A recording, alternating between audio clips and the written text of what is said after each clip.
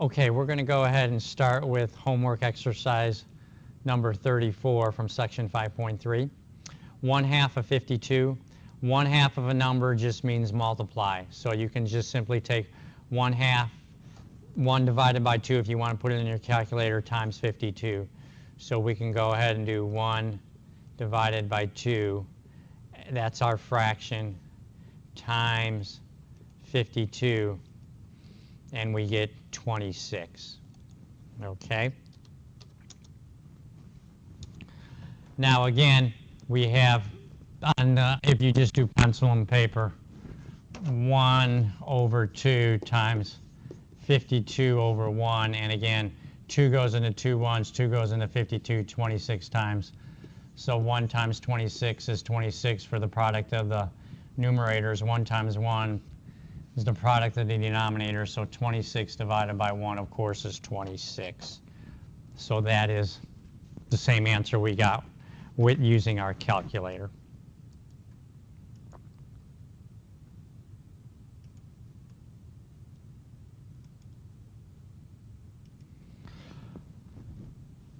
Number 35, a parent died and left an estate to 4 children. 1/4, one inherited 1/4, the second inherited 3/16, the third 3/8. How much did the fourth inherit? Now again, 100%, we're going to divide the estate 100%, but as a decimal it's 1.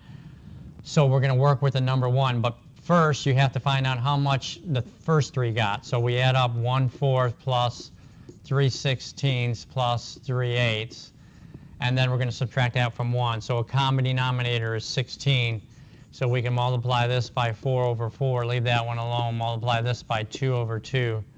So we would get 4/16 plus 3/16 plus 6/16, which if we add those together, we got a common denominator of 16. 4 plus 3 is 7, plus 6 is 13.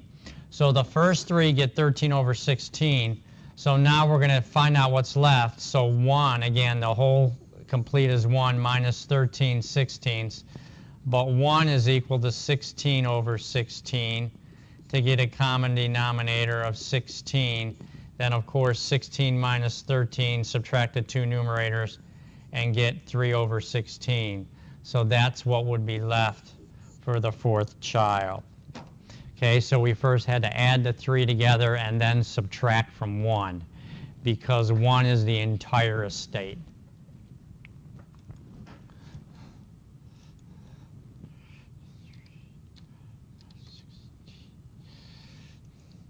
On the calculator, of course, we could have done it. We could have done 1 divided by 4 for 1/4 plus 3 divided by 16 for 3/16 plus 3 divided by 8 for 3/8.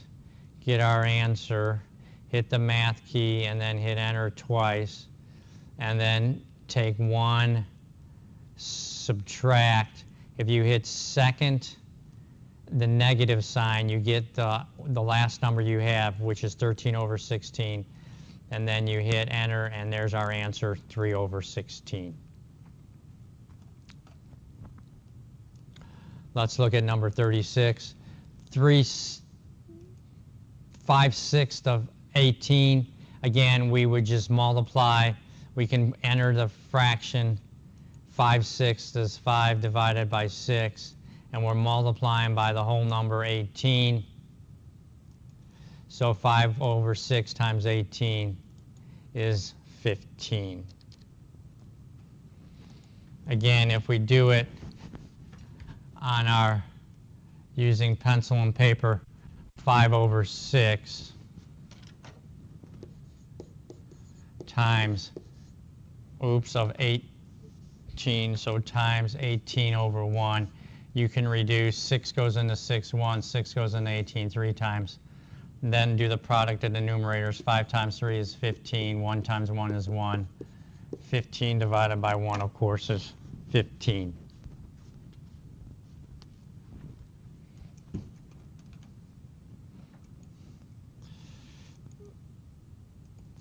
A special on a cruise to Atlantis is advertised as being 2/3 of the regular price. If the regular price is $18.90, $1,890. What is the sale price? So again, we can just take 2/3 to a fractional part of something means multiply.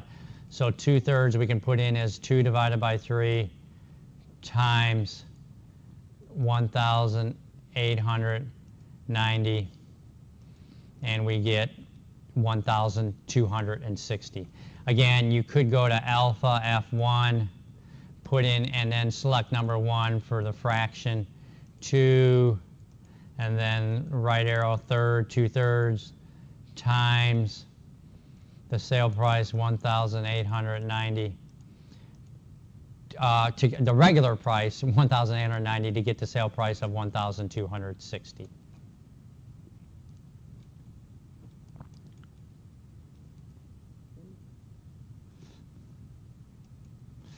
All right, a car traveled 576 miles on 12 and 8/10 of a gallon of gas.